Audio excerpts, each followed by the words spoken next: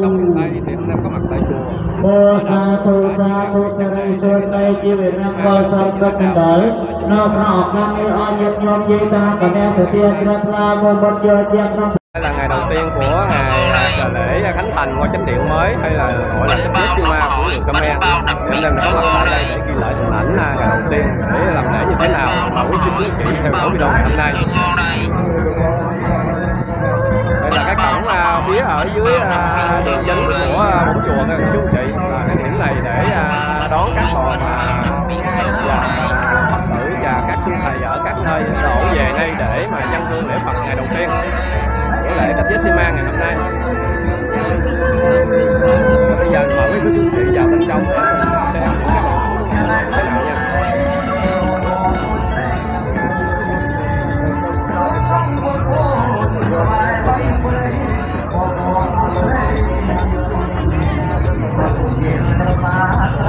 Và bây giờ mời cô chú chị để vào bên trong ha.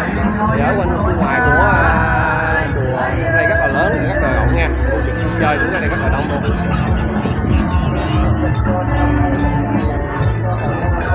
Rồi bây giờ mời quý cô chú chị bước vào bên trong khu vực của bổn chùa để mình tham quan ở bên trong ngoài chánh điện luôn.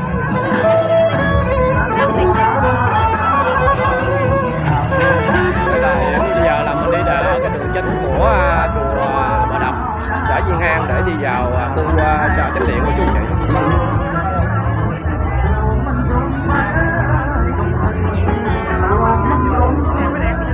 Thì đây là hình ảnh mình đi ở dưới cái bờ ruộng dắt vào chùa các chú chị ấy.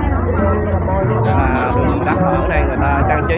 bị gió quá cuốn những cái thảm đỏ hết trơn rồi, còn cuốn lên đất thôi nha. Thì ở ngoài này hôm nay là gió dữ lắm. Đây thì quý chú chị bước vào bên trong ngôi chánh điện của bốn chùa để mình tham quan. Thì phía bên ngoài ở đây thì rất là đông bà con mình đến vui chơi, khu vực này rất rộng nha. Đường dẫn vào chùa thì rất là rộng và thoáng mát.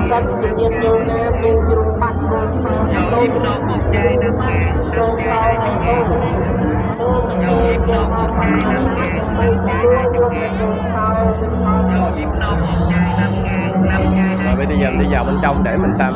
quan phía bên trong của ngôi chánh điện của chúng chị. Đi vào bên trong luôn để mình xem rõ luôn. Đây là ngôi chánh điện phía trước mình là ngôi chánh điện của chú chị.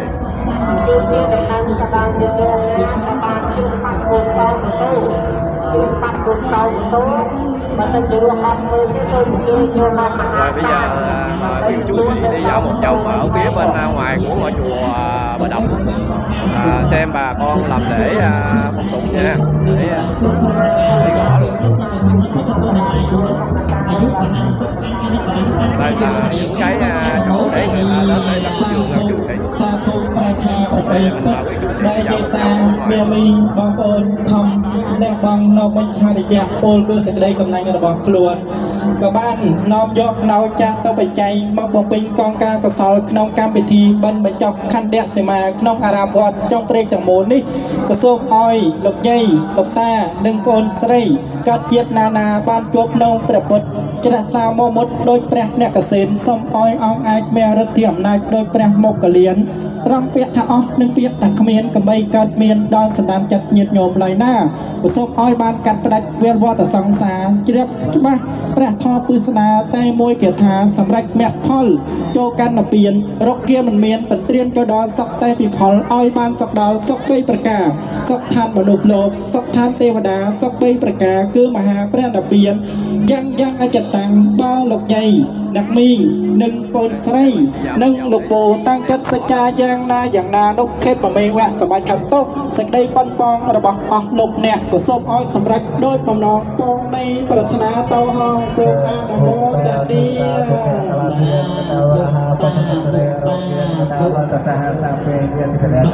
ជីវិតយ៉ាងបុរាណត្រៃលោកយកបានអភិយាបានសេចក្តីសុខចូលចម្រើនក្នុងព្រះពុទ្ធសាសនាចូលមកវាត្រង់ឲ្យបានសេចក្តីសុខគ្រប់វិញ្ញាណទាំងឡាយគ្រប់គ្នាតោហងសូមអនុមោទនា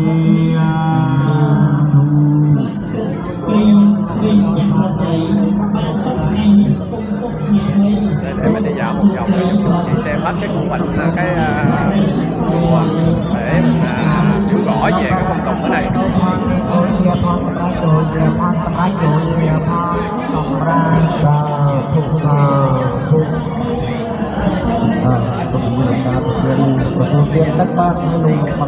Bây giờ tiếp tục mình đi dạo một vòng phía trên luôn để mình theo dõi rõ hơn.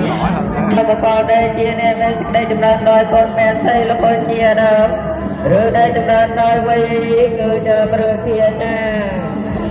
xả thụcประทานประไปโดยจัดแพ็กได้คลายบอกว่าสัตย์เทียมโมบุตรดักสมาสานำกฎสลัดทอดอกประไปให้ก่อเพิ่มก่อใส่ก่อเมียนภาษาแต่สัตย์เทียเจ้าคลาจะจัดขนมประศาสนาบางบนไปเจียกรการมหากษัตริย์นกนวการพ้นเป็นเจ้าขัดภาษีม้าหรือว่าเป็นจุนเป็นใจสไลจำเตรถ้าแต่ใช้สมองสไลตั้งจะเป็นน้ำอัญชลีดำไม่ในขยำบาประสิทธิ์ปูตูนพูดให้แต่บ้านน้องนำใจ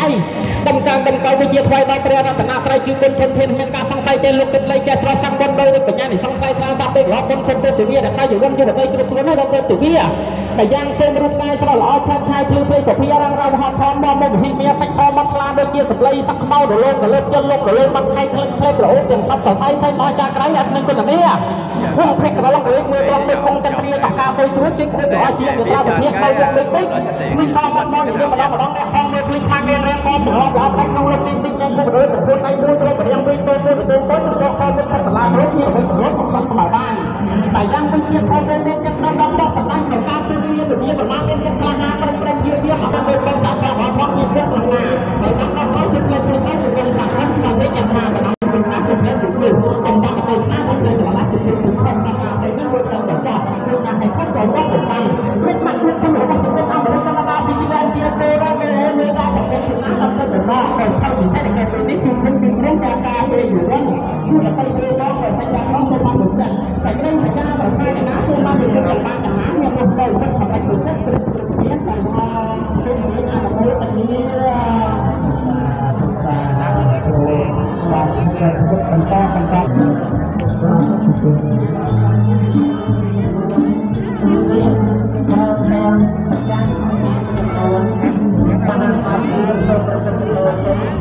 ได้เด็กเองประเทศหลบเองกับการสร้างสังคมประเทศต่างหลายก็เป็นคนที่เรียนทางทางวิชาศาสนาทรงเป็นเจ้าประเทศในสภาต่างหลายไปหมดนะช่วยสบายมาดูมวยสบายเทวดาปีสบายบริกรตีไปยังอาจจะตั้งcái đó tông kẹo không ơi tông kẹo tôi là đủ lý à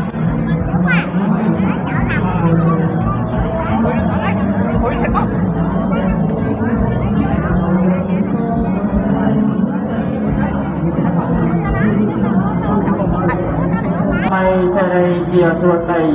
sớm nhang nam mô vui tam thế sa ôi long nhạc dây tam ra con tê sạch đây sông sạch đây chậm rợn đôiอัฐายเพื่อกสลพรวันน้ำเนาการนี้อัตมาเพียบกับส้มจุดโมจุดใจสริ Đây là hình ảnh có chánh điện của chùa Bà Đập xã Diên An huyện Trường Này. Thì ở đây là ngày lễ kết giới Sinh Ma ngày đầu tiên thì mình ghi lại cho quý vị xem về các hình ảnh phong cảnh của có chánh điện mới của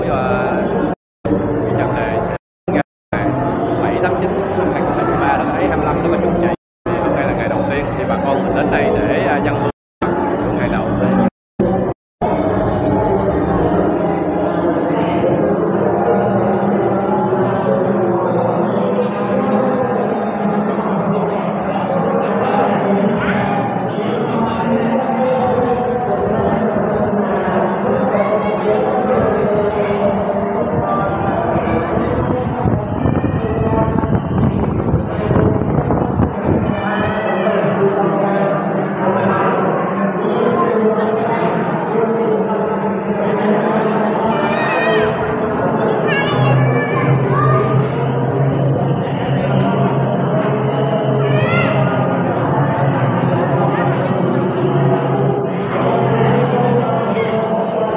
Đây là hình ảnh có chánh điện của chùa Bà Đập xã Diên An huyện Trường Này. Thì ở đây là ngày lễ kết giới Sinh Ma ngày đầu tiên thì mình ghi lại cho quý vị xem về các hình ảnh phong cảnh của có chánh điện mới của huyện Trường Này sẽ ngày 7 tháng 9 năm 2023 là ngày 25 nó có chùa chạy. Hôm nay là ngày đầu tiên thì bà con mình đến đây để dân hương của ngày đầu.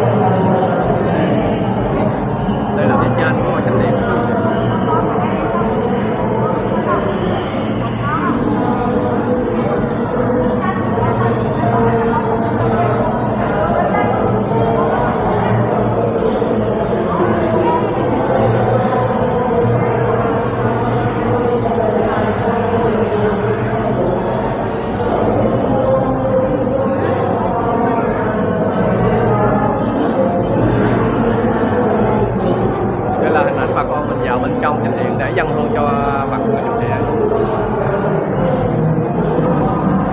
để mình đi một vòng để xem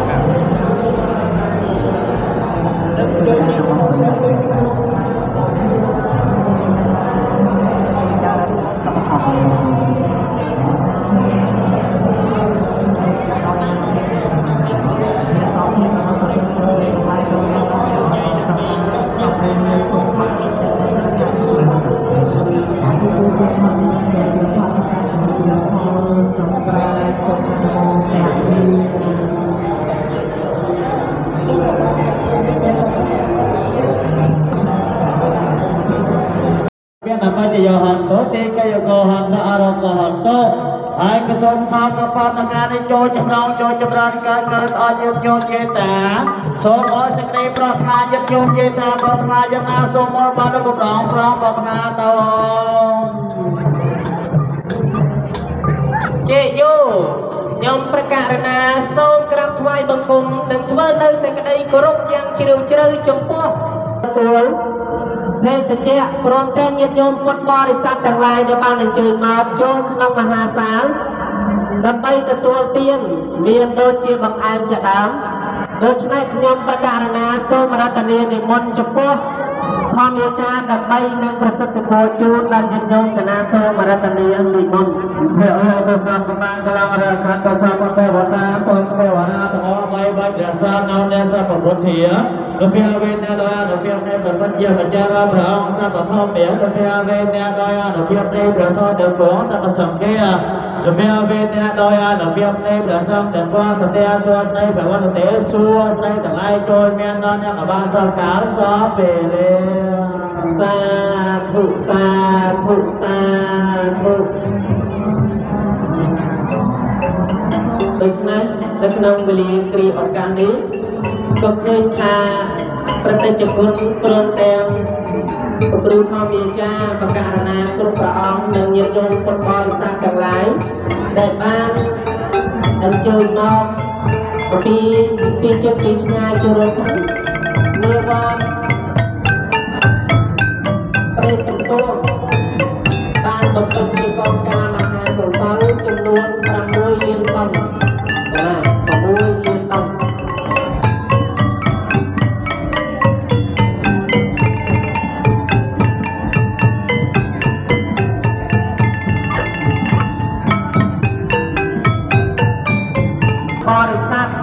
ដែលស្ថិតនៅវត្តសុវណ្ណសាធរស្ទឹងស្ទុះបានបន្ទិញជាបច្ច័យចំនួន6លាន900ដុល្លារពួក6លាន900ដុល្លារ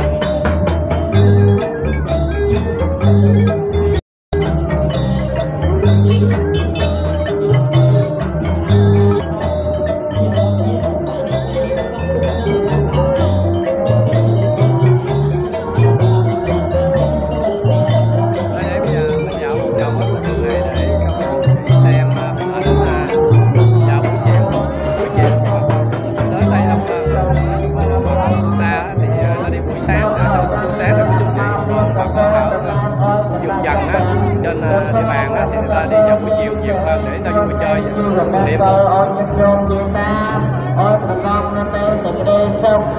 điểm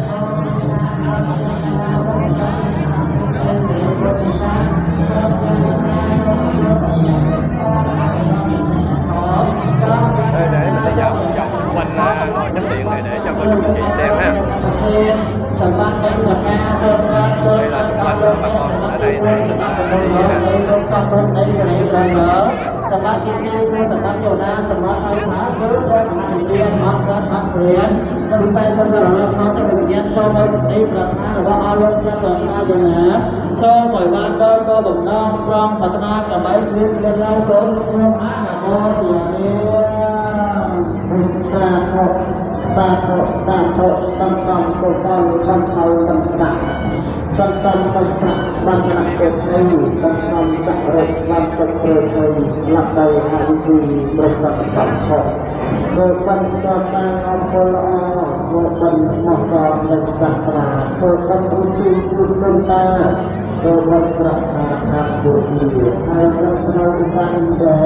Bất cứ hai nhiệm vụ của các bạn sẽ cầm tay một dương trong răng bật hút các bạn cầm đa các bạn hoàn trang từ các được viên và họ cầu thang là một trong